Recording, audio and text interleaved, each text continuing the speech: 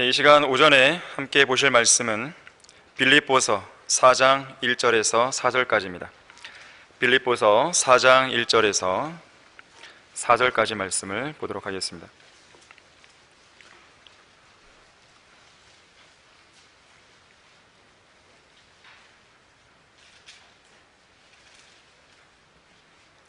자, 1절 보시면, 그러므로 나의 참으로 사랑하고 사모하는 형제들아, 나의 기쁨이요 면류관인 나의 참으로 사랑하는 자들아, 주 안에서 이처럼 굳게 서라.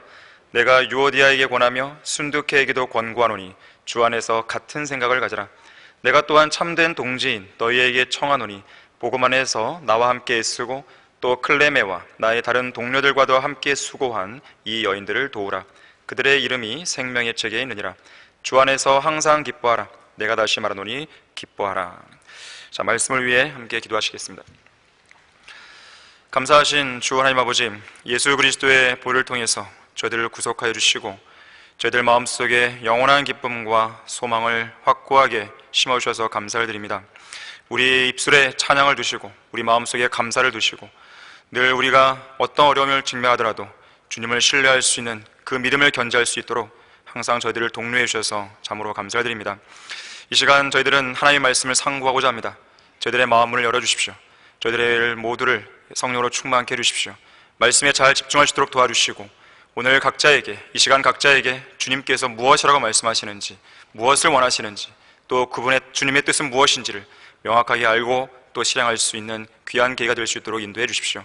마귀의 모든 공격으로부터 보호해 주십시오. 이 모든 예배 분위기를 주님께서 주도해 주십시오. 주 예수 그리스도 이름으로 기도했습니다. 아멘. 오늘 설교의 제목은 당신의 이름은 생명책에 기록되어 있는가입니다.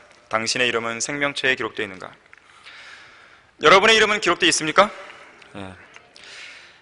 성경에는 세상에 태어나기도 전에 이름이 먼저 지어지거나 미리 알려진 인물이 6명 나옵니다. 우선 믿음의 조상 아브라함이 낳은 2명의 아들이 있죠. 이스마엘과 이삭이 그렇죠.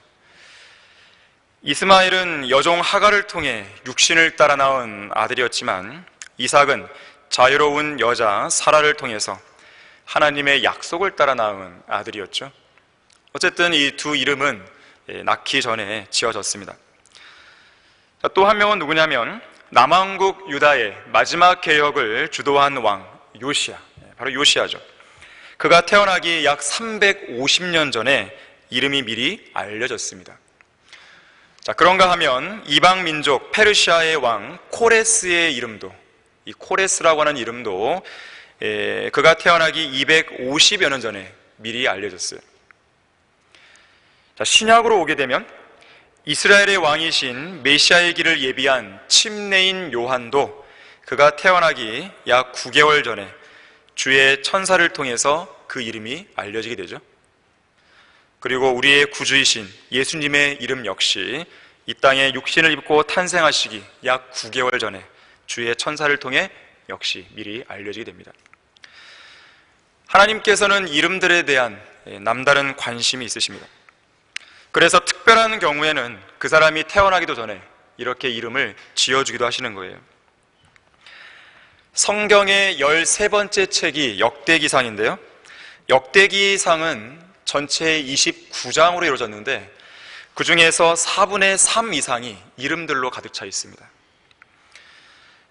특히 사람들의 계보만 줄지어서 나오는 역대기상 1장부터 9장까지를 쭉 읽다 보면 웬만한 집중력과 인내심이 없이는 읽다가 쉽게 잠들게 되죠. 러크만 목사님이 밥존스 대학교 1학년에 재학 중이었을 때 1학년 학생들이 함께 식사를 이렇게 모여 했었던 적이 있습니다. 그래서 구내 식당에서 함께 식사하게 되면 식탁에 삥 둘러 앉아요.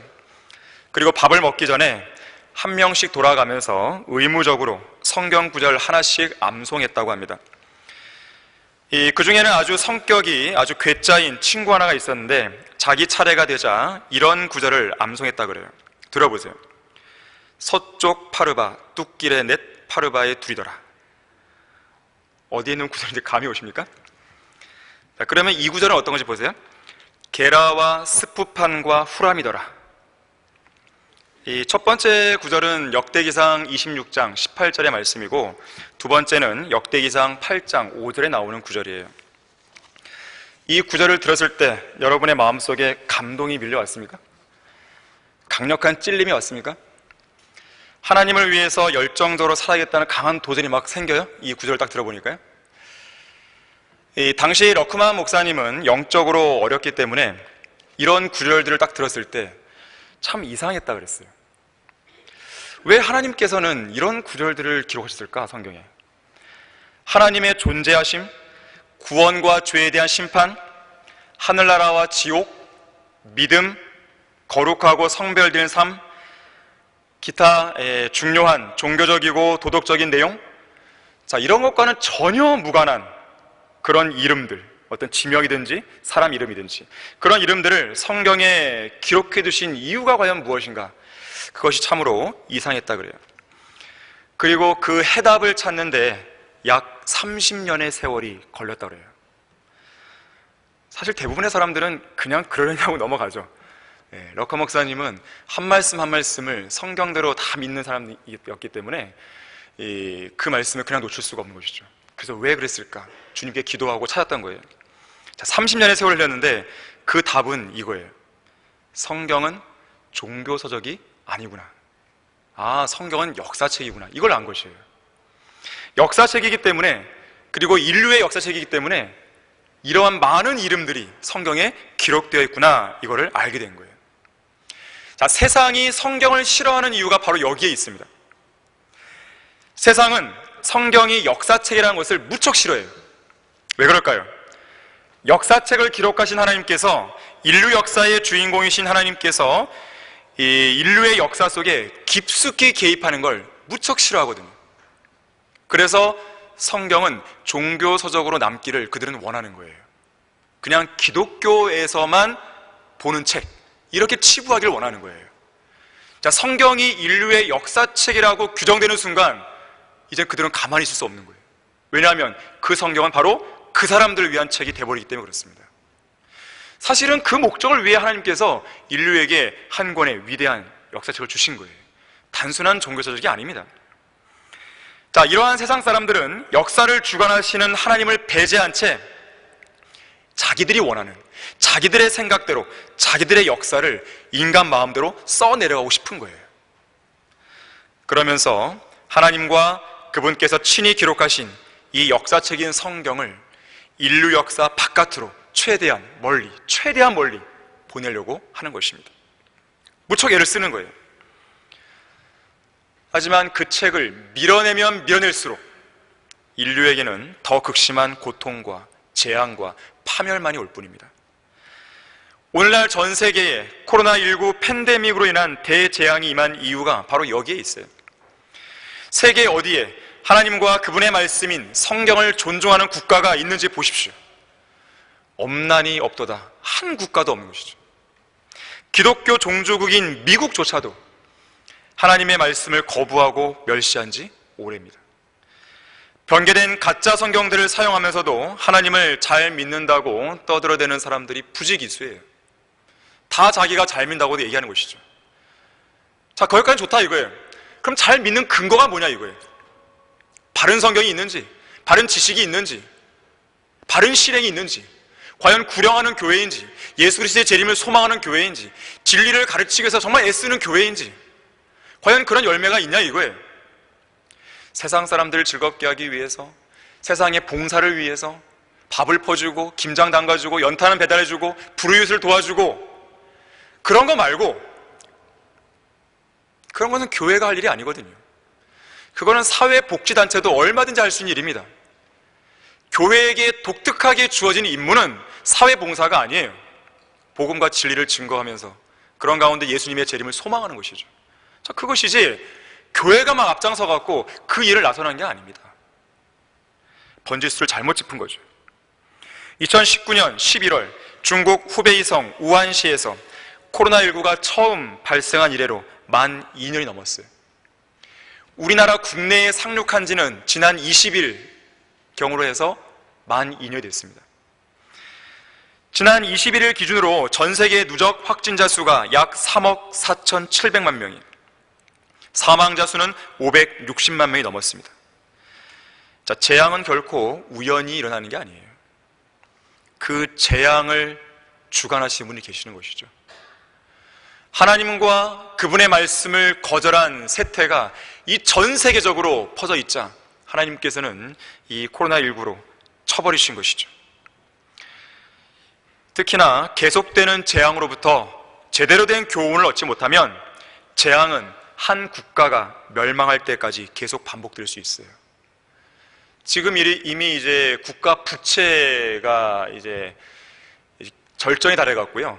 경제적으로 망해버린 국가들이 한두 개씩만 나오기 시작하고 있습니다. 물론 제3세계 국가부터 시작되겠지만, 프랑스의 소설가 알베르 까뮈는 그의 소설 페스트 아시죠? 여기에서 그 책에서 이렇게 썼어요. 페스트균은 결코 죽거나 사라지지 않고 방, 지하실, 가방, 손수건 등에서 참을성 있게 기다리다가 인간에게 불행과 교훈을 주기 위해 다시 나타날 것이다. 이 알베르 까뮈가 잘 몰랐던 것은 그것을 주관하시는 분이 누구신지를 몰랐던 것이죠. 자, 오늘 설교 본문 1절에서 사도 바울은 빌립보 교회의 성도들을 가리켜 그의 기쁨이다, 면류관이다 라고 고백합니다. 데살로니가 교회의 성도들을 향해서도 이와 비슷한 고백을 했습니다. 자, 한번 찾아보겠습니다. 데살로니가전서 2장 19절, 20절 한번 보겠습니다. 빌립보서에서 4장 1절에서 고백했던 내용과 유사한 내용이 여기도 나옵니다. 2장 19절, 20절 보시게 되면 우리의 소망이나 기쁨이나 자랑의 면류관이 무엇이냐? 그가 오실 때 우리 주 예수 그리스도 앞에 있을 너희가 아니겠느냐? 이는 너희가 우리의 영광과 기쁨이기 때문이라. 자, 그리스도의 심판석에 서게 되면 많은 혼들을 주님께로 이겨온 신실한 구령자에게는 자랑의 면류관이 주어지죠. 그리고 그 구령자가 자랑의 면류관을 받을 만한 자격이 있음을 보여주는 그 증거들이 예수 그리스도 앞에 서 있게 되는 것이에요. 누굽니까? 내가 구령한 바로 그 사람들이죠. 저는 길거리에서 복음을 전하다가 어린아이를 구령하게 되면 쭉 복음을 전하고 그 아이를 주님께로 이겨와요. 그런 다음에 그들과 헤어지게 될 때 반드시 묻는 말이 있어요. 여기에서 나와 헤어지면 어디에서 만날 수 있을까? 라고 물어요. 그러면 아이들은 다양한 답변을 내놓습니다. 뭐 교회에서요, 아니면 여기 길거리에서요, 뭐 등등. 자, 그러한 답변 중에서 제 마음을 뭉클하게 하고 가슴을 뛰게 하고 이 아이가 정말 구원받았구나 라는 확신을 더더욱 느끼게 하는 말이 뭐냐면 저 하늘나라에서요 라고 하는 답변이에요. 이 아이는 분명히 구원받은 거예요. 확실하게 정말로. 다른 증거가 필요 없는 것이죠. 실제로 그렇습니다. 우리는 그리스도의 심판서에서 만나게 될 거예요. 만나게 되는 것이죠. 자, 이렇듯 복음을 진지하게 듣고 믿어서 구원받은 회심자들은 구령자의 기쁨이에요. 기쁨. 여러분들은 기억이 나십니까? 내가 처음으로 구령했던 그 순간,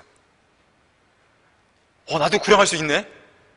구령이 정말 되는 것이구나. 전에 제도교회 다녔을 때는 구령이라는 것이 뭔지도 몰랐고 구령이란 말 자체도 몰랐고, 그리고 정말로 복음을 전해서 실제로 누군가가 구원받는다는 것, 이걸 내가 본 적이 없기 때문에 정말로 이 성경대로 믿는 교회에 와서 내가 실제로 복음을 정확하게 전했더니 정확하게 믿고 영적교를 따라해서 구원받았고 그 사람의 얼굴에 기쁨이 나타나는 것, 그때 여러분이 느꼈던 그 기쁨은 정말 이루 말할 수가 없잖아요. 구령자의 기쁨이에요. 또한 회심자들은 구령자의 소망입니다. 낚시하는 사람들은 무엇을 소망하며 낚시하죠? 물고기가 잡히기를 소망하며 낚시하죠. 자, 그래서 구령자가 건져 올리는 물고기는 그 구령자의 소망입니다. 하지만 구령자의 소망은 여기서 끝나는 게 아니에요. 실제로 우리 몸이 구속되는 날 예수 그리스도께서는 우리가 구령했던 그 회심자들도 공중으로 건져 올리시는 것이죠. 또한 회심자들은 구령자의 기쁨과 소망일 뿐만 아니라 구령자의 영광입니다. 다니엘 12장 3절에서 현명한 자들은 창공의 광명처럼 빛날 것이요 많은 사람을 의로 돌이킨 자들은 별들처럼 영원 무궁토록 빛나리라 그랬어요. 자, 구령자들은 회심자들로 인해서 영광을 얻을 것이고 그들로부터 감사를 받게 될 것입니다. 자, 이러한 것들이 구령자에게 주어지는 영예인 거예요. 자, 다시 빌립보서 4장 1절로 오시게 되면, 자, 바울은 그의 기쁨이요 면류관인 빌립보 교회의 성도들에게 주님 안에서 굳게 서라고 권면하고 있습니다. 그리스도인들은 반석이신 예수 그리스도 안에서 굳게 서 있어야 되고, 또한 그리스도 예수 안에 있는 은혜 가운데서 항상 강건해야 됩니다. 이것이 그리스도인의 정체성이에요. 이것이 그리스도인의 삶의 본질입니다. 이어지는 3절에서는 이 여인들을 도우라고 권면하죠. 자, 이 여인들이 누구예요? 특히 거기 거명된 이름이 나오는데 바로 유오디아와 순두케죠. 2절에서 이 여인들은 복음 안에서 바울과 함께 애썼고 바울의 동료들과 함께 수고했던 구원받은 자매들이라고 소개하고 있습니다. 그런데 이 둘이 지역교회 안에서 서로 다른 생각을 하며 다투었던 것으로 보여집니다. 자, 이런 모습은 지역교회 안에서 흔히 일어나는 모습이죠. 형제자매들 사이에서 때로는 서로 다른 생각과 견해로 논쟁을 벌이기도 하고, 때로는 서로의 모습에 대해 실망하기도 하고, 때로는 서로 용서하지 못하고 불평하고 원망하는 가운데 교제를 회피하기도 하는 것이죠. 자, 이런 사람들에게 필요한 게 뭘까요? 필요한 권면이 뭘까요? 주 안에서 같은 생각을 갖는 거예요. 지역교회 안에 속한 모든 성도들은 화평의 띠 안에서 성령의 하나됨을 지키도록 열심히 노력하라고 바울은 권면합니다. 또한 바울은 나머지 모든 성도에게도 두 여인 사이의 갈등을 마냥 지켜만 보라고 하진 않았습니다. 우리는 그런 지체들이 같은 생각을 가질 수 있도록 도와야 되는 것이죠. 그래야만 함께 신실하게 일했던 지체들을 잃어버리지 않을 수 있는 거예요. 자, 그런데 무엇보다도 중요한 사실이 나오죠. 3절에서 그들의 이름이 생명의 책에 기록되어 있다라고 성경은 말씀해요. 나의 이름은 생명의 책에 기록되어 있는가? 과연 여러분의 이름은 생명의 책에 기록되어 있는가?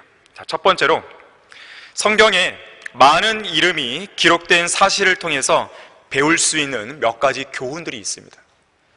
성경에 많은 이름들이 기록되어 있는데 우리는 그걸 통해 배울 수 있는 교훈들이 있어요. 사실 성경을 읽다가 이름들이 길게 나열되는 내용과 같은 구절들을 만나게 되면 그다지 중요하지 않은 하찮은 내용처럼 보이기도 합니다. 또한 읽기도 지루하고 따분해서 무슨 영적인 교훈들을 얻을 수도 없는 것 같은 그런 생각이 들기도 하는 것이죠. 자, 그런 생각이 들게 되면 그런 곳에서는 대충 읽거나 아예 읽지도 않고 건너뛰어 버리는 것이 다반사입니다. 우리 한번 마태복음 4장 한번 찾아보겠습니다. 여러분들이 그런 말씀을 만났을 때 이 말씀을 좀 기억하셔야 돼요.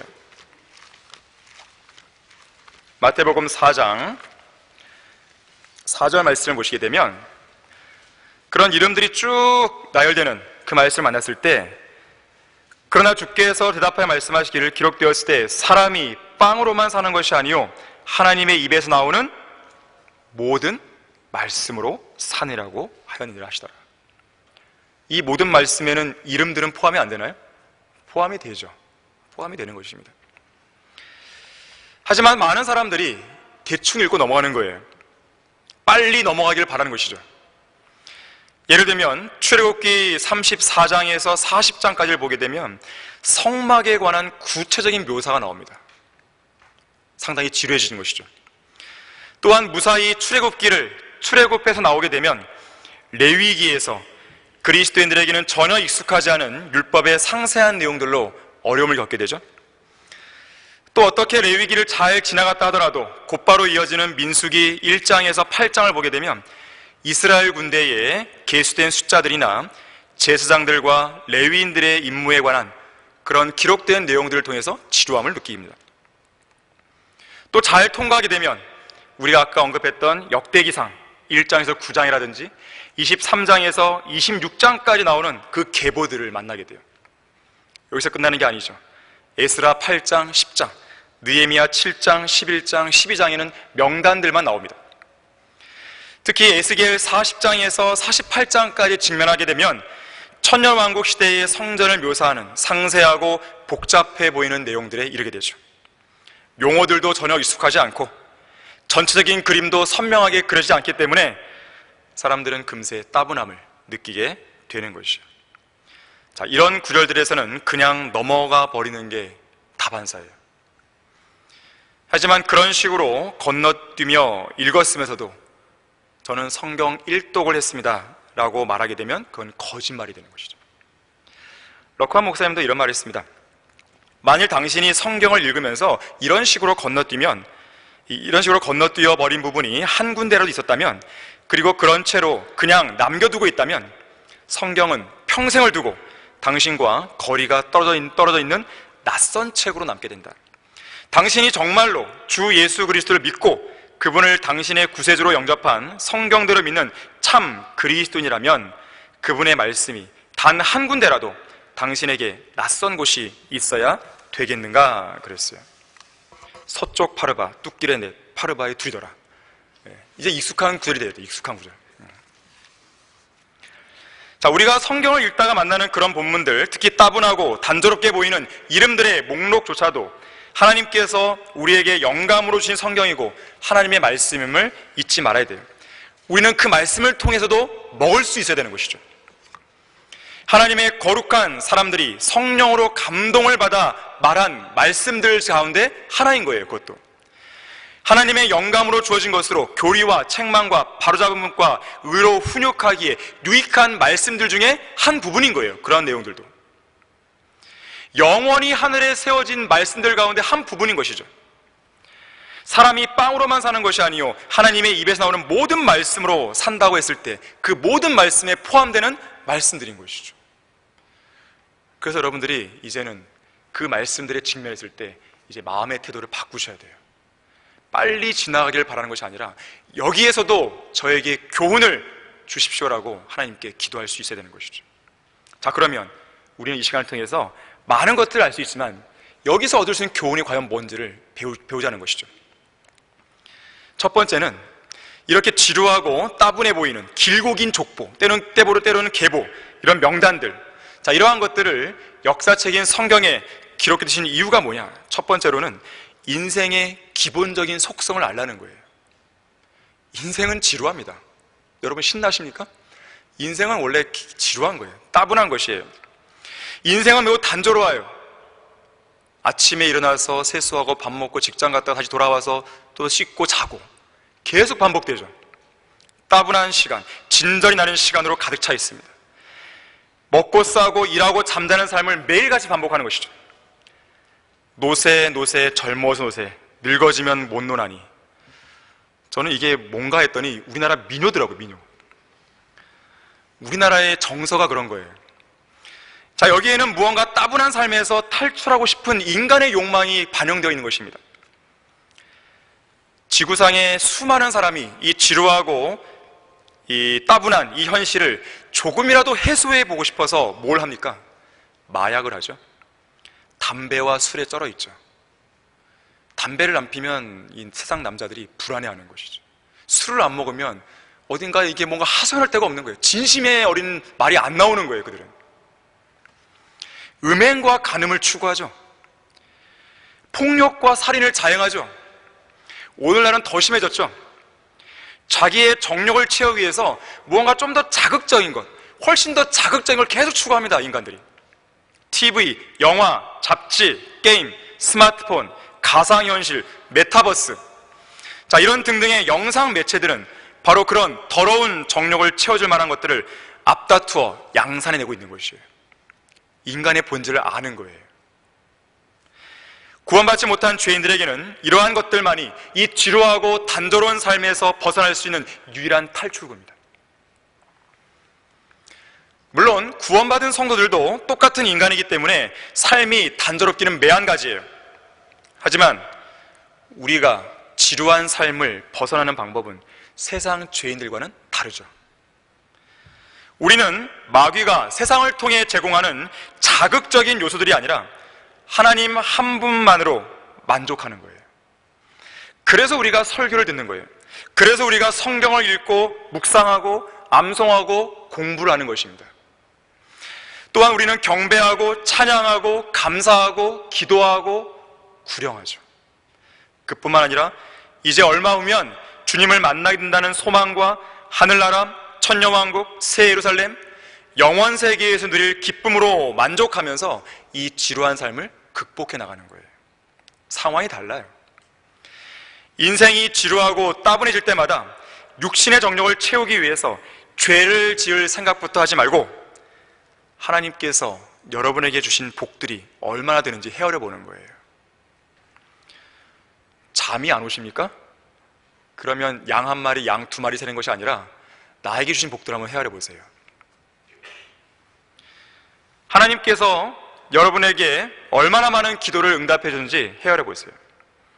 이 험난한 세상에서 얼마나 많은 보호를 받고 있는지 생각해 보세요.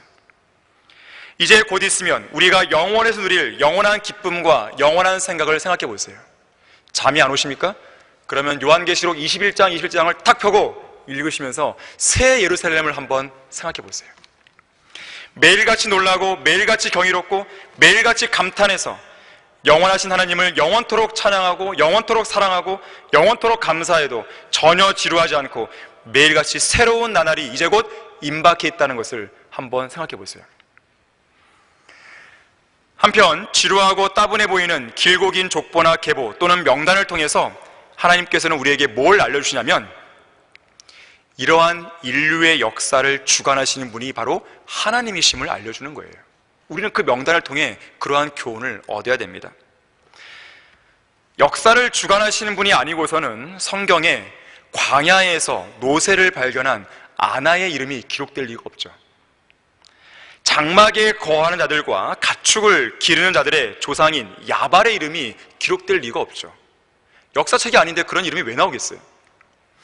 하프와 오르간을 다루는 자들의 조상인 유발이라는 이름이 나올 리가 없죠. 이스라엘이 멸망한 이후에 이방인들의 때에 세계를 제패할 국가들의 명단, 바빌론, 페르시아, 그리스, 로마 등의 이름을 성경에 기록해둘 이유가 없죠. 종교적인 서적이라면 왜 그런 이름을 기록해 두겠어요? 그뿐만 아니라 군대를 소집하는 내용이나 수많은 전쟁들이 언급되잖아요. 전쟁에서 죽은 사람들의 이름도 나오죠. 다윗과 함께 전장에서 용맹하게 싸운 사람들의 명단이 언급되죠. 이 세상 그 누구에게도 직접적으로 간접적으로 어떤 영향력을 미친 적이 없는 그런 이름들이 쭉 열거되죠. 특히 에스라 1장에는요 금그릇, 은그릇, 금대야, 은대야가 나와요. 아니 과연 그것이 우리의 믿음과 무슨 상관이냐 이거예요. 민수기 7장에는 숟가락이라는 단어가 15번이나 등장해요. 그게 중요한 단어예요? 그냥 인간적인 상식으로는 그렇게 중요하지 않잖아요. 숟가락 때문에 여러분의 믿음이 바뀌어요? 특히 하나님께서는 이스라엘의 역사에 깊숙이 개입하신다는 사실을 보여주기 위해서 하나님의 임재의 장소인 성막, 이 성막에 대해서 엄청난 장들을 할애해서 묘사해 주잖아요. 특히 인류의 역사 속에 누군가를 등장시키기 위해서 하나님께서는 기나긴 명단의 계보를 제시하십니다. 누군가를 등장시키기 위해서. 예를 들면 유대인들의 조상인 아브라함을 등장시키기 위해서 셈의 계보를 쭉 제시해요. 이스라엘을 출애굽시킬 구원자 모세를 등장시키기 위해서 레위 지파의 계보를 쭉 제시합니다. 예수 그리스도를 예표하는 위대한 왕 다윗을 등장하게 하시려고 룻기 그 말미에 가게 되면 파레스의 후대에 관한 계보를 제시합니다. 또한 다윗의 보좌에 앉아 통치하실 예수 그리스도를 인류의 역사 속에 보내시기 위해서 아브라함의 계보와 아담의 계보를 각각 마태복음과 누가복음에서 쭉 제시하시는 거예요. 무엇보다도 모든 이름 위에 뛰어난 그 이름을 지니신 예수 그리스도께서는 그 계보를 따라서 이 땅에 태어나셔서 33년 반 동안 역사 속에 사셨다가 인류의 죄를 대속하시기 위해 십자가에서 피를 흘려 죽으시고 다시 살아셨어요. 자, 이것은 하나님께서 인류의 역사에 개입하신다는 가장 강력한 증거입니다. 만약에 하나님께서 관심이 없었다면 그냥 인류는 그냥 멸망하도록 내버려 두시면 돼요. 이렇게 그냥 쭉 흘러가다가 그냥 인간 모두가 다 지옥에 가면 그만입니다. 그렇게 하셨다 하더라도 하나님의 공의하심에는 전혀 문제가 없어요. 하나님의 의로우심은 그대로 남아 있습니다. 그러나 하나님께서는 개입을 하신 거예요. 관심이 있으신 거예요. 인간에 대해 관심이 있으시고 인류의 역사에 대해 관심이 있으신 거예요. 그렇기 때문에 이 인류의 역사 한가운데에, 그리고 역사의 중심인 이스라엘 그 한가운데에 하나님께서 그분의 아들을 직접 보내셔서 인류를 위해 죽게 하신 것입니다. 시공간의 역사를 시작하신 하나님께서 인류의 역사에 개입하지 않는다는 것은요, 말이 안 되는 거예요. 그럼 뭐하러 하나님께서 이 세상을 창조하셨겠어요? 개입도 안 하실 건데. 창조하셨다는 것 자체가 이미 개입을 전제로 하고 있는 것이죠. 나의 이름은 생명의 책에 기록되어 있는가? 두 번째로, 우리의 본향인 셋째 하늘에는 구원받은 성도들의 이름이 기록된 생명의 책이 있습니다. 우리의 이름이 기록된 생명의 책이 있는 거예요. 자, 하나님께서는 이름에 대해 관심이 있게 하신데 아무 이름에나 관심을 두시는 게 아닙니다. 그분의 아들이신 예수 그리스도와 연관된 사람들의 이름에만 특별한 관심을 보이시는 거예요. 관심만 가지시는 것은 아니고요, 그들의 이름을 기억하셔서 영원히 세워져 있는 하나님의 말씀, 곧 성경에 기록해 두기도 하시는 것이죠. 예수 그리스도의 제자들의 명단이라든지, 교회 시대에 주님을 가장 신실하게 섬긴 사도 바울과 그의 동역자들의 명단이라든지, 히브리서 11장에 나오는 믿음의 용사들의 명단이라든지, 이런 등등의 이름들을 기록해 두시는 거예요. 얼마나 하나님께서 소중히 여기시는 이름들입니까?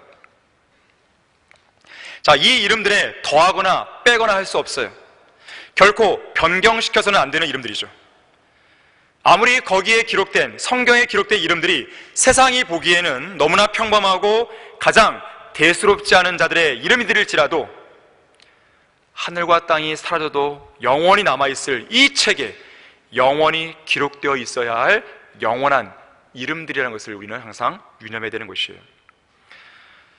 특히 에베소서 3장 15절에서는 하늘이나 땅에 있는 모든 하나님의 가족, 매 시대, 매 경륜 속에서 구원받은 성도들로 이루어진 모든 가족에게 하나님께서는 이름을 부여해 주셨다라고 말씀을 해주고 계세요. 특히 하나님께서는 구원받은 성도들의, 우리의 이름을 하늘에 있는 생명의 책에 기록해 두신 거예요. 성경에는 생명의 책이라는 말이 총 8번 나와요. 8번. 오늘 설교 본문에서도 한 번 나왔잖아요. 빌립보서 4장 3절. 나머지 7번은 다 요한계시록에 나옵니다. 특히 요한계시록 13장 8절과 21장 27절에는 그냥 생명의 책이 아니에요. 앞에 뭐가 붙어요. 어린 양의 생명의 책하고 붙게 됩니다. 백보자 심판이 일어날 때 여러 관의 책들이 펼쳐져 있을 것이고, 그 중에 생명의 책도 펼쳐져 있게 됩니다. 죽은 자들은 자기들의 행위에 따라 책들에 기록된 대로 심판을 받게 됩니다. 구원받은, 그리고 그 생명의 책에 그 이름이 기록되지 않은 자는 불못에 던져지게 되겠죠. 교회 시대에 구원받은 성도들의 이름은 생명의 책에 기록되어 영원히 지워지지 않습니다. 하지만 그 외의 시대에 구원받은 성도들은 그들이 죄를 지었을 때 이름이 지워질 가능성이 있는 거예요. 때로는 그의 이름이 지워지지 않는다 하더라도 그와 관련된 어떤 부분이 지워질 수도 있는 거예요. 요한계시록 마지막 장에 나오는 내용들이죠.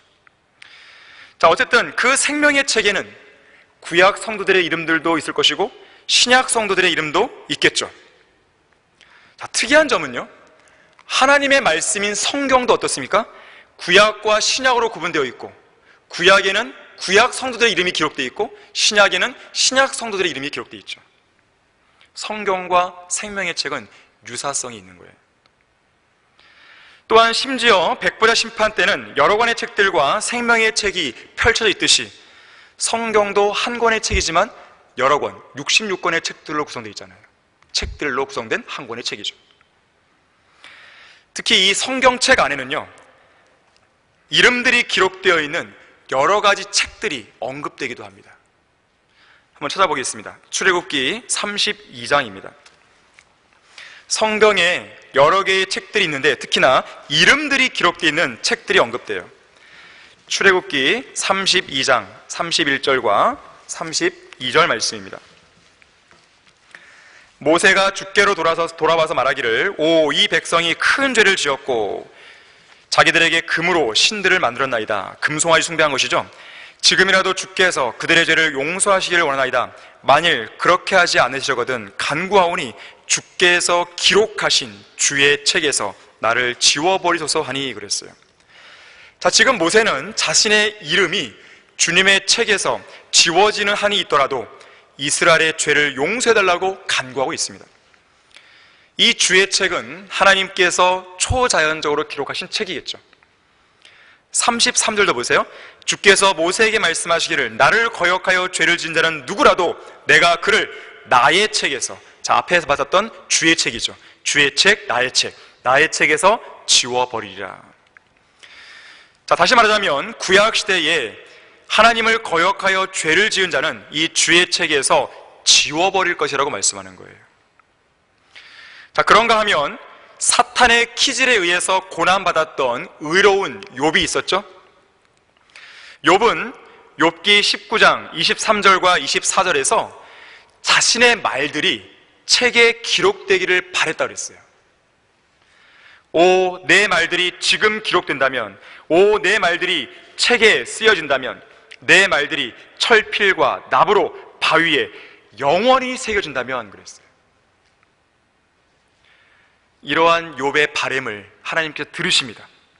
그래서 그의 말들을 욥기라고 하는 책으로 성경에 기록해 주셨죠. 그것뿐만 아니라 저 하늘에 영원히 새겨지게 하셨잖아요. 또한 앞서 보았듯이 하나님께서 기록하신 이 주의 책, 아까 나의 책, 하나님의 책이죠. 주의 책. 이 주의 책은 시편 69편에서는 산자들의 책으로 언급돼요. 산자들의 책. 한번 찾아보겠습니다. 시편 69편 27절, 28절이에요. 산자들의 책이에요. 자, 주의 책을 산자들의 책으로 언급을 하고 있습니다. 시편 69편 27절, 28절 보시게 되면 그들의 죄악에 죄악을 더하시어 그들로 주의 의 안으로 들어오지 못하게 하소서. 그들을 산자들의 책에서 지워버리시오. 이름을 지워버리는 것이요, 기록되어 있었다가 지워버리는 것이죠. 의인과 함께 기록되지 못하게 하소서. 자, 이름이 기록되어 있었는데 지워버려지는 거예요. 자, 그렇다면 교회 시대의 그리스도인들은 아니겠죠. 당연히 우리는 구원이 영원히 보장되니까. 자, 이것은 이스라엘 백성들에 대한 언급이에요. 그 이름들이 기록되었다 하더라도 지워버릴 수 있는 것이죠. 구원을 잃어버릴 수 있는 것이에요. 자, 그런가 하면 말라키 3장 16절 보겠습니다. 여기에서도 하나의 책이 나오는데 기념의 책이 나와요. 기념의 책. 자, 누구를 위한 기념인가 봤더니 말라키 3장 16절을 보시면 그때에 주를 두려워하는 자들이 종종 서로 말하니 주께서 경청하시고 그것을 들으셨으며 주를 두려워하는 자들과 그의 이름을, 주의 이름이죠, 생각하는 자들을 위하여 한 기념의 책이 그의 앞에 기록되어 있느니라. 자, 주를 두려워하는 자들과 주의 이름을 생각하는 자들을 위해서 하나님께서 기념의 책에다가 기록해 두시는 거예요. 참으로 영예로운 일이죠. 자, 그런가 하면 다니엘 12장 1절에 보게 되면 이렇게 기록되어 있어요. 그때에 미카엘이 일어서리니 이는 내 백성의 자손을 위하여 일어서는 위대한 통치자라. 또 고난의 때가 있으리니 그것은 민족이 생긴 이래로 그때까지 결코 없었던 것이라. 그때에 내 백성이 구제될 것이니 곧 그 책에 기록되어 발견될 모든 자들이라. 다 책에 기록될 이름들이 있다는 거예요. 자, 지금까지 살펴봤던 구절들은 모두 다 이스라엘과 관련되어 있는 구절들입니다. 자, 이스라엘 백성들의 이름은 한 권의 그 책 속에 들어있었다 하더라도 그들이 주를 두려워하지 않거나 거역했을 때, 심지어 메시아를 거부했을 때 그들의 이름들은 지워져 버리는 것이죠. 누가복음 10장 20절에 보게 되면 그분의 예수님의 이름으로 큰 능력들을 행하고 돌아온 제자들이 매우 기뻐합니다. 그래서 악한 영들이 자기들에게 굴복했다, 이것에 엄청 기뻐해요. 그때 예수님께서 그 사도들에게 이런 말씀하십니다. 영들이 너희에게 복종하는 이것으로 기뻐하지 말고 오히려 너희 이름이 하늘에 기록된 것으로 기뻐하라 그랬어요. 예수님께서 십자가에서 죽으시기 전에 12사도의 이름이 하늘에 기록된 것이죠. 그런데 그 중에 한 이름은 지워져 버립니다. 누구죠? 유다 이스카리ot이죠. 자, 이것이 구약 시대의 이스라엘 백성들의 상황인 거예요. 이름이 기록되었다 하더라도 지워져 버리는 것이죠. 이처럼 그 이름이 하늘에 기록된 자들이 있는가 하면 예레미야 17장 13절에 의하면 땅의 흙에 기록된 자들도 있어요. 바꿔 말하면 하늘에 속한 백성이 있고 이 땅에 속한 백성이 있는 거예요. 자, 구원받은 우리 모든 그리스도인들은 하늘의 시민권을 가진 하늘에 속한 백성들이죠. 자, 하나님께서는 우리 모든 이름을 기억해 주십니다. 기억해 주시고 생명의 책에 기록해 두신 거예요.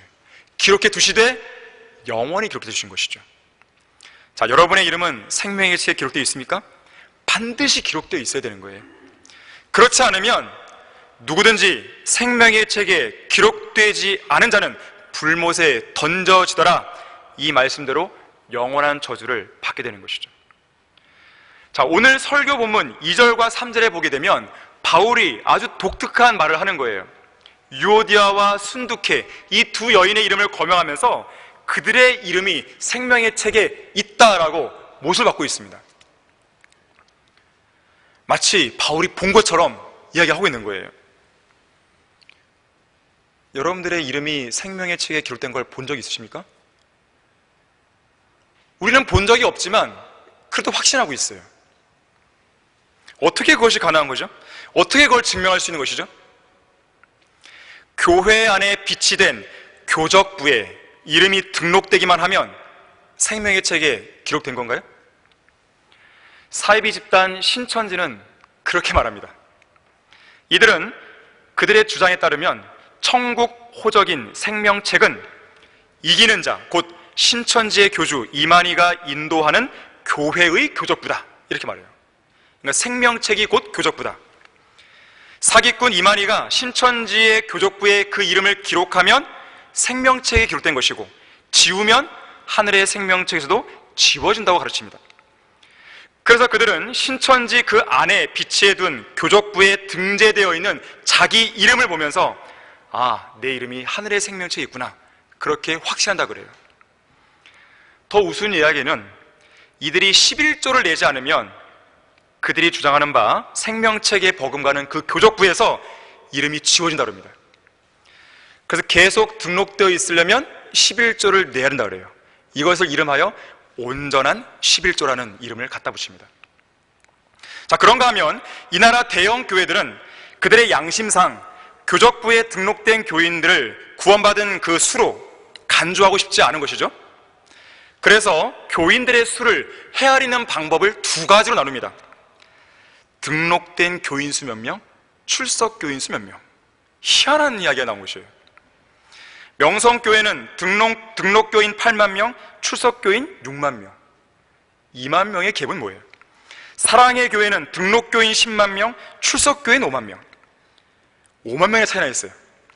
여의도 순복음교회는 등록 교인 56만 명, 출석 교인 30만 명. 참으로 희한한 시대에 살고 있는 것입니다. 정상이 비정상으로 취급받고 비정상이 정상으로 인정받는 기이한 시대에 살고 있는 것이죠. 2000년의 교회사에서 그렇게 자기들의 교인 수를 계산했던 교회가 어디 있어요?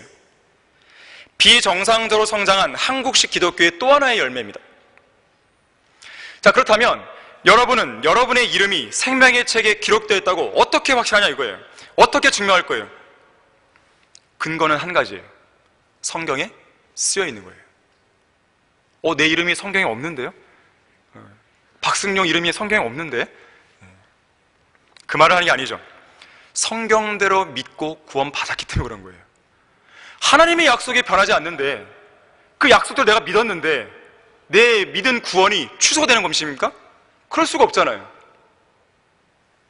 비록 내 눈으로 생명책에 기록된 내 이름을 보지 못했다 하더라도 나는 확신할 수가 있는 것입니다. 여러분들 고린도후서 13장 5절 찾아보세요. 오늘날 사람들이요, 많은 교회들에서 자기의 구원을 확신할 수 없다고 이야기해요. 그거 죽어봐야 하는 거 아니냐? 어떻게 연약한 인간이, 앞날을 모르는 인간이 감히 구원의 확신을 가질 수 있냐? 이런 말을 하는 것이에요. 정말 그럴까요? 자, 성경이 무엇이라고 말씀하는지 보세요. 고린도후서 13장 5절. 너희가 믿음 안에 있는지 너희 자신을 시험하고 스스로 입증하라. 입증해 보여야 되는 것이죠. 내가 구원받았다는 것을. 예수 그리스도께서 너희 안에 계신 것을 스스로 알지 못하느냐? 그렇지 못하면, 알지 못하면 너희는 버림받은 자들이라. 내 안에 예수님이 계신 걸 내가 모른다면 구원받았다는 걸 확신할 수가 없는 거예요. 그래서 구원의 확신이 흔들리는 겁니다, 그 사람은. 하지만 내가 구원받는 걸 아는 사람은, 내 안에 예수 그리스도께서 계신다는 것을 아는 사람은 확신하고 사는 것이에요. 자, 그걸 어떻게 할 수 있어요? 예수를 믿고 영접한 적이 있으세요? 그럼 구원받은 것이죠. 그게 가장 첫 번째 증거입니다. 그게 가장 첫 번째 증거예요. 가장 중요한 증거예요. 그래서 우리가 묻는 거예요. 당신은 언제 구원받았냐고. 그 질문을 하면 꼭 그 날짜와 시간 안 되냐고. 누가 그거 물어봤어요? 구원받았는지를 물어봤죠. 언제 받았는지 물어봤죠. 여러분, 그때의 상황을 기억하세요?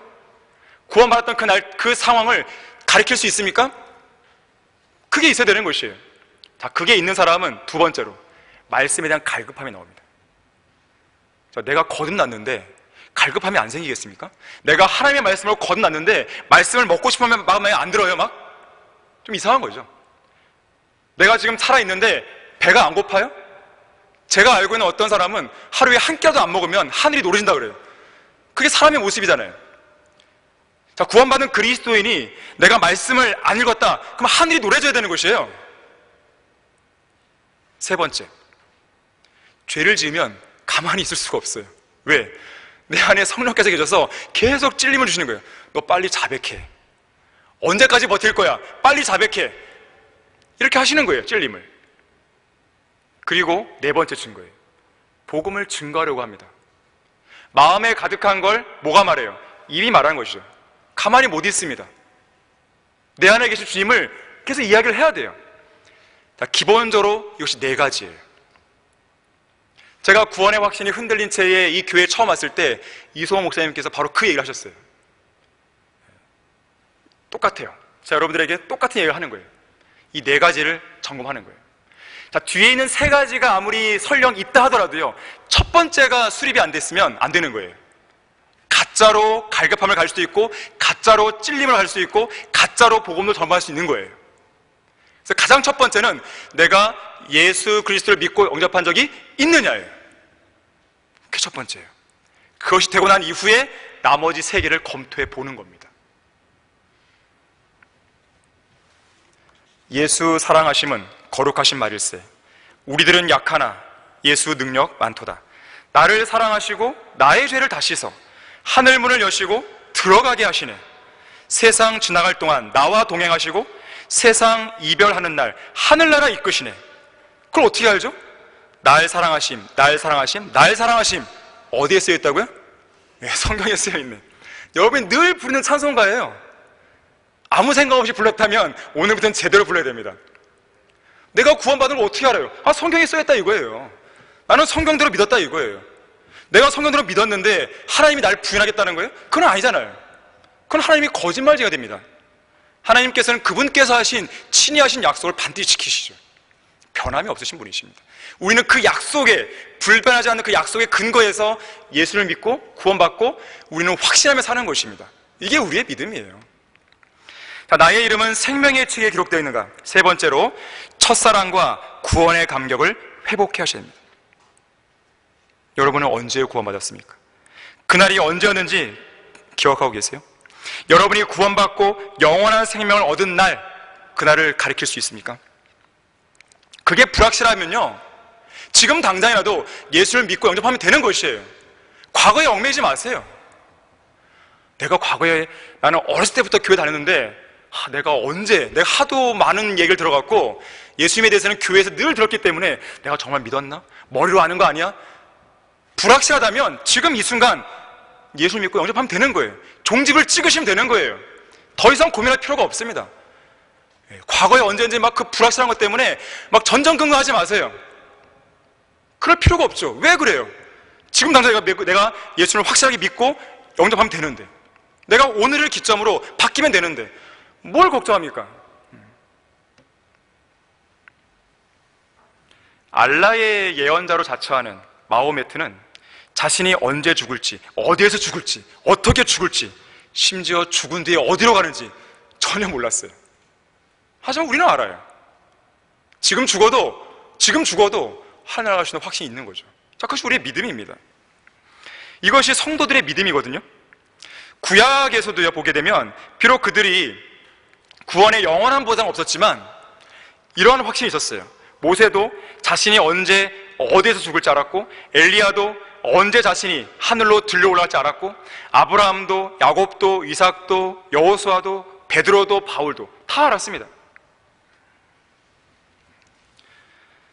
여기에 앉아있는 성도들 가운데 그럴 리는 없겠지만 혹시라도 하늘나라에서 마땅히 있어야 할 여러분의 자리를 비어있게 만드는 사람이 있어서는 안 돼요.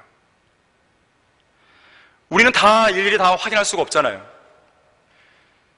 제가 다 확인하고 싶어도 그럴 수 있는 상황이 안 될 때가 있단 말이에요.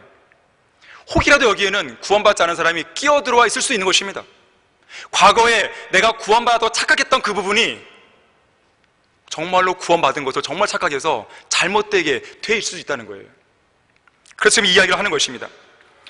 예수님께서는 나는 너희를 위하여 처소를 마련하러 간다고 그랬어요. 그런데 그 처소가 나를 위한 처소도 있었는데 그게 비어있다면 어떻게 될까요? 끔찍하겠죠.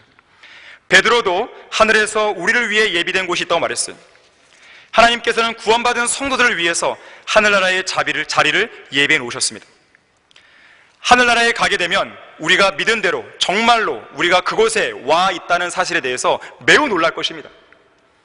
물론 우리는 구원받은 그리스도인으로서 하늘나라에 갈 것을 확신하며 살아요. 그러나 실제로 그 일이 이루어졌을 때는요, 정말 더 놀라게 되는 거예요. 와, 정말 이것이었구나. 내가 정말 구원받은 게 정말 잘한 일이구나. 그 기쁨은 여기서 내가 누리는 기쁨과 확신에 비할 바는 못 되는 거예요. 어마어마한 것이죠. 그때는요, 저 사람이 과연 구원받았을까? 하고 여겼던 사람이 거기에 있는 것을 보고 놀랄 수도 있습니다. 그 사람이 언젠가 구원받았겠죠. 반면에 그 사람은 당연히 있을 거야 라고 여겼는데 없는 거예요. 충격이 되는 것이죠. 안타까움이 일어오는 것이죠.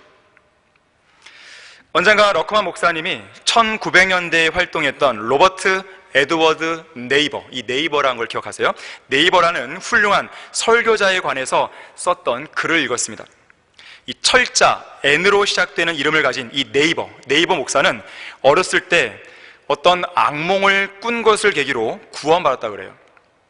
어느 주일 밤에 잠을 자고 있었는데 한 꿈을 꿨어요. 그 꿈에서 낮에 담임 목사가 설교했던 성경 본문이 떠올랐다 그래요. 어린 시절이었는데요. 그 본문은 뭐였냐면 누구든지 생명의 책에 기록되지 않은 자는 불못에 던져지더라 라는 요한계시록 20장 15절의 말씀이었어요. 그는 이 설교 본문을 기억하면서 큰 백보자 앞에 서 있었습니다. 생명의 책에 기록된 이름들이 하나씩 불리고 있었어요. 철자 A로 시작되는 이름부터 시작해서 알파벳 순서로 이름이 쭉쭉쭉 불려가고 있었습니다. 마침내 N으로 시작되는 사람의 이름들이 들리기 시작했습니다. 한참을 기다린 후에 천사가 네이버라고 불렀을 때 이 네이버 목사가 네, 여기 있습니다 라고 손들었어요. 그때 천사가 말합니다. 아니, 너 말고 다른 네이버가 있어. 그러면서 네이버라는 똑같은 성을 가진 사람들 몇 명을 더 불렀다 그래요. 그래서 똑같은 성을 가진 다른 네이버의 이름이 계속 불리는 가운데 한참을 초조하게 기다렸습니다. 그리고 마침내 자기의 이름 로버트 에드워드 네이버라는 이름이 들렸어요. 그때 너무 기뻐서 목이 터져라, 네, 여기 있습니다 라고 크게 외쳤고, 그런 자기 큰 고함 소리에 놀라서 잠에서 깨었다 그래요. 그리고 바로 그 길로 예수 그리스도의 복음을 읽고 구원을 받았다 그럽니다. 옛 찬송가에도 하늘 생명책 위에 기록된 그 이름 내 것일세, 생명책 위에 새로이 기록된 그 이름 내 것일세 그랬어요. 여러분도 이렇게 자신 있게 노래를 부를 수 있어야 되는 것이죠. 우리는 당연히 그렇게 할 수 있어요. 만약에 혹시라도 그렇게 노래를 부를 수 없는 사람이 있다면 오늘 구원받아야 되는 것이죠. 결코 하늘나라에서 여러분의 자리를 비게 해서는 안 되는 것이에요. 자, 그런가 하면 오늘 본문 4절에서는 사도 바울이 그 여인들의 이름이 생명의 책에 있다고 말하면서 주 안에서 항상 기뻐하라, 내가 다시 말하노니 기뻐하라고 권면합니다. 그리스도인은 염려하지 않아요. 기뻐하지. 왜 그렇습니까? 다른 건 몰라도 우리의 이름이 생명의 책에 기록되어 있기 때문에 기뻐할 수 있는 거예요. 참되시고 영원한 생명이신 그리스도께서 우리 안에 계시기 때문에 기뻐하는 것이죠. 우리는 각자의 모든 짐을 십자가 밑에 풀어놓은 사람들입니다. 내게로 오면 쉼을 주리라고 약속하신 주님의 초청에 믿음으로 응답한 사람들이에요. 그래서 염려할 이유가 없는 것이죠. 방주로 들어오라, 방주로 들어오라. 자, 우리는 모두 다 그 방주 안으로 들어간 것이에요. 그래서 그리스도 안에는 완전한 평화를 유지하도록 해주시는 주님께서 계시는 것이죠. 그와 연관해서 우리에게는 영원한 생명이 주어져 있고 풍성한 삶과 천상에 있는 복들을 우리는 이 땅에서 누리고 있는 것이죠. 자, 이러한 모든 것들이 구원으로 인해 주어진 것들이에요. 구원의 감격, 첫사랑을 회복하는 것, 이것은 매우 중요한 부분입니다. 하지만 어떤 사람들은 하나님과의 살아있는 교제가 끊어졌기 때문에 그런 관계 속에서 첫사랑을 잃어버린 채로 살아있는지도 몰라요. 물론 그 사람의 생명책에 기록된 이름이 지워진 건 아니에요. 그러나 기쁨이 사라진 것이죠. 하지만 그리스도인은 다른 건 몰라도 그 이름이 생명책에 기록되어 있다는 이 하나만으로도 기뻐할 수 있는 거예요. 영국 남서부 코널주에 빌리 브레이라는 한 광부가 살고 있었습니다. 그는 술 주정뱅이였고 방탕한 광부였어요. 그러다 어느 날 존 버년이 쓴 철로 역정을 읽으면서 자기가 죄인임을 깨닫게 됩니다. 그런 가운데에 한 번은 일터에서 집으로 돌아간 저녁 시간에 자신의 방에서 예수 그리스도를 믿고 영접해서 구원받았다 그래요. 바로 그 순간 구원의 기쁨이 너무나 커서 기뻐서 소리를 쳤다 그래요. 막 뛰면서. 얼마나 그 구원의 기쁨과 감격이 컸는지 한 번은 이렇게 간증하게 됐습니다. 하나님께서 저를 즐겁게 하셨기에 어떤 사람도 저를 슬프게 만들 수 없습니다. 하나님께서 저로 하여금 찬양하게 하셨기에 아무도 저로 하여금 침묵하게 만들 수 없습니다. 저로 하여금 춤을 추고 뛰도록 만드신 분이 하나님이시기에 저의 두 발을 묶어서 둘 사람은 아무도 없습니다. 만약 어떤 사람이 저의 두 발을 잘라낸다 해도 저는 몸의 나머지 부분을 들어 올려 춤을 출 것입니다. 그랬습니다. 심지어 자신의 아내가 세상을 떠났을 때도요, 하나님을 송축하세, 나의 사랑스러운 아내 조이가 하늘나라로 올라갔다네, 내 아내는 해보다 더 밝은 하늘의 본향으로 올라갔다네, 영광 영광이라고 외쳤다 그래요. 그뿐만 아니라 자신이 병상에 누워 죽어갈 때 이 의사가 빌리 브레이에게 이제 곧 있으면 세상을 떠나게 될 것이라고 말했더니 빌리 브레이가 이렇게 말했다고 합니다. 영광, 하나님께 영광일세, 나는 이제 곧 하늘나라에 있게 되겠네. 그러면서 자기에게 사망 선고를 하려는 이 의사에게 이렇게 말합니다. 의사 양반, 내가 하늘나라에 가게 되면 내가 당신에 대해서 뭐라고 말해줄까요? 당신도 나중에 때가 되면 이곳 하늘나라에 올 것이라고 말해줄까요? 당신도 하늘나라에 갈 준비가 되어 있나요? 라고 이야기했다 그래요. 그리고는 마지막으로 이렇게 말하면서 숨을 걸어다릅니다. 나는 죽음을 두려워하지 않는다. 나의 구주께서 사망을 이기셨는데 죽음을 왜 두려워하겠는가? 설령 내가 지옥으로 간다 할지라도 사탄은 끝없이 깊은 구렁에 종소리를 울리면서 빌리 브레이, 이곳 지옥은 너를 위한 장소가 아니야 라고 외칠 것이다. 그때 나는 다시 되돌아가라는 종소리를 들으면서 영광 영광을 나의 복되신 주님께 외칠 것이다. 그 다음 하늘나라로 방향을 바꾸면서 영광 영광이라고 외치며 주님을 찬송하며 하늘나라로 올라갈 것이다 그랬어요. 자, 이러한 고백이 과연 빌리 브레이만의 고백이었습니까? 그것이 아니잖아요. 구원받았고 어린 양의 생명의 책에 그 이름이 기록되었다고 확신하는 모든 성도들이 가져야 할 기쁨이 되는 것이에요. 자, 결론을 맺겠습니다. 아까도 봤지만 너희가 믿음 안에 있는지 너희 자신을 시험하고 스스로 입증하라. 예수 그리스도께서 너희 안에 계신 것을 스스로 알지 못하느냐? 그렇지 못하면 너희는 버림받은 자들이라고 성경은 말씀하고 있어요. 여러분 자신이 구원받은 그리스도님을 입증해야 돼요. 자, 그것은 행위로 입증하는 게 아니에요. 내가 정말로 예수 그리스도를 언제 어떤 상황에서 믿고 구원받은지를 정확하게 여러분의 입으로 진솔하게 간증할 수 있으면 되는 거예요. 구원 간증을 명확하게 하셔야 됩니다. 성경대로 믿는 그리스도인인데도 불구하고 자신의 구원 간증을 아주 흐지부지하게 하는 사람들이 있어요. 그 사람은 정말 구원받지 않을 수도 있는 거예요. 저는 그런 흐지부지한 간증을 들을 때마다 다시 물어요. 구원받았습니까? 언제 구원받았습니까? 정말로 구원받았습니까? 자기가 구원받았다는 것을 왜 떳떳하게 자신있게 명확하게 왜 이야기 못하는 것이죠? 둘 중에 하나죠. 구원받지 못했거나 구원 간증을 해본 적이 없기 때문에. 하지만 대부분의 경우는 구원을 안 받았기 때문에 그럴 수가 있어요. 왜냐하면 내가 지금 살아있다면 굳이 살아있다는 것을 이렇게 포장해서 얘기를 할 필요가 있나요? 무슨 한 시간 동안 얘기를 해야 돼요? 그게 아니잖아요. 아주 짤막하게 저 살아있습니다. 그냥 보여주는 거잖아요. 마찬가지예요. 내가 구원받았는데 구원 간증을 내가 언제 어떻게 구원받았다 이 이야기를 왜 명확하게 못하겠어요? 엄마를 통해 구원받았는데요? 어떻게 엄마를 통해 구원받아요? 물론 그 말이 무슨 말인지 알죠. 엄마가 저희 좀 복음을 들었겠죠. 그럼 굳이 그렇게 이야기를 해야죠. 정확하게. 어떻게 엄마를 통해 구원받아요? 선생님을 통해 구원받는데 어떻게 그렇게 구원받아요? 선생님께서 저에게 복음을 전해주셨습니다. 예수 그리스도께서 저의 죄 때문에 십자가에 피 흘려 죽은 것을 그리고 부활하신 것을 전해주었습니다. 그때 저는 제가 죄인임을 깨닫고 예수를 믿었습니다. 5분이 걸려요? 1시간이 걸려요? 2시간이 걸려요? 단 15초도 안 걸리잖아요. 지금요. 왜 이 이야기를 명확하게 못하냐 이거예요. 제덕교회 다니는 사람들의 구원 간증을 들어보면 다 그래요. 구원 받았습니까? 구원 받았는지도 몰라요. 구원의 확신이 있습니까? 구원의 확신조차 가지려고도 하지 않아요. 참으로 불쌍하고 희한한 시대에 살고 있는 것입니다.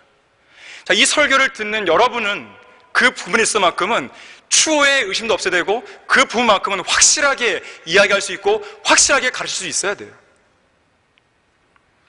그리고 구원받는 게 확실하다면 기뻐하세요. 기뻐하셔야 되는 것입니다. 어린 양의 생명의 책에 내 이름이 기록되었다는 것, 이 사실만으로 날마다 기뻐하셔야 되는 거예요. 감사해야 되고, 이 빌리브레이처럼 해야 되는 것이에요. 확신에 차서 찬송하고 구원과 연관된 그 찬송을 얘기하셔야 되는 것이에요. 혹이라도 구원의 감격을 잃었다면 다시 회복하시길 바랍니다. 잃어버린 첫사랑을 다시 회복해야 돼요. 주님을 향한 열정을 회복해야 돼요. 어떻게 회복해야 됩니까? 말씀을 펼치세요. 말씀을 펼치시고 여러분이 어떻게 구원받은지를 다시 한번 확인하세요. 어린 양의 생명의 책에 여러분이 기록되어 있다는 그 사실을 다시 한번 확인하세요. 골방으로 들어가서 첫사랑을 회복시켜 달라고 간절히 기도하세요.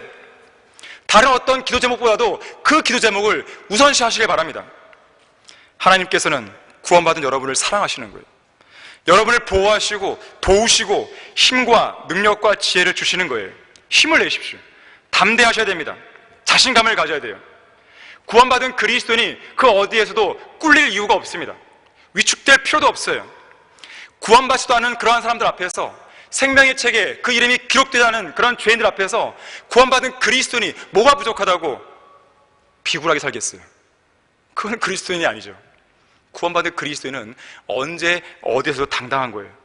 왜요? 내 안에 누가 계세요? 주님이 계시잖아요. 내 이름이 어디에 기록되어 있어요? 저 하늘에 기록되어 있잖아요. 나는 죽어도 최소한 어디 간지 알잖아요. 내 앞에 있는 세상 사람들은 몰라요. 자기가 죽어서 어디 간지 몰라요. 확신도 없어요. 자, 그런 사람들 앞에서 당당하지 못할 이유가 없는 것입니다. 어린 양의 생명책 이름이 기록된 성도로서 그야말로 일말의 아쉬움도, 일말의 후회도 없는 그런 인생을 우리는 살기를 바라는 것이에요. 자, 그런 성도가 되길 바랍니다. 다 같이 기도하겠습니다. 감사하신 주 하나님 아버지, 아주 기본적이고 중요한 부분이고 기초적인 부분입니다. 하지만 저는 혹시라도 이 가운데에 예수 그리스도를 믿지 못한 그런 사람이 있을까, 그러한 우려가 있기도 하기 때문에 제가 이러한 이야기를 했습니다. 뿐만 아니라 이 방송을 듣고 있는 사람들도 있을 것입니다. 그들 가운데 자신의 구원의 문제가 긴가민가한 부분도 있을 것입니다. 그런 사람들을 위해서는 이 설교를 하게 된 것입니다. 이 시간에 제가 여러분에게 묻습니다. 여러분이 정말로 구원받은 사람이라면 하늘나라 갈 것입니다. 하지만 여러분들 가운데 구원받지 못한 사람이 있다면 그 사람은 지옥 가는 것이에요. 하지만 구원받는 건 간단해요. 어려운 게 아니에요. 예수 그리스도를 믿고 구원받으면 되는 것이에요. 자기가 죄인임을 인지하고 그 죄 때문에 예수 그리스도께서 피를 흘려 죽으시고 다시 살아신 것, 이걸 지금 믿으면 되는 것입니다. 자, 그렇게 믿기를 원하시는 분이 계시다면, 혹시라도 이 자리에 앉아 있다면, 그리고 이 방송을 듣고 있는 사람들 가운데 그렇게 있다면 이 시간 저를 따라서 믿는 마음으로 기도하시길 바랍니다. 기도하겠습니다. 하나님, 저는 죄인입니다. 지금 죽으면 지옥에 갈 수밖에 없는 죄인입니다. 그러나 예수 그리스도께서 저의 죄 때문에 십자가에서 피를 흘려 죽으시고 다시 살아나셨음을 제 마음속에 믿겠습니다. 제 안에 들어오셔서 저를 구원해 주십시오. 구원해 주셔서 감사합니다. 예수 그리스도 이름으로 기도했습니다. 아멘.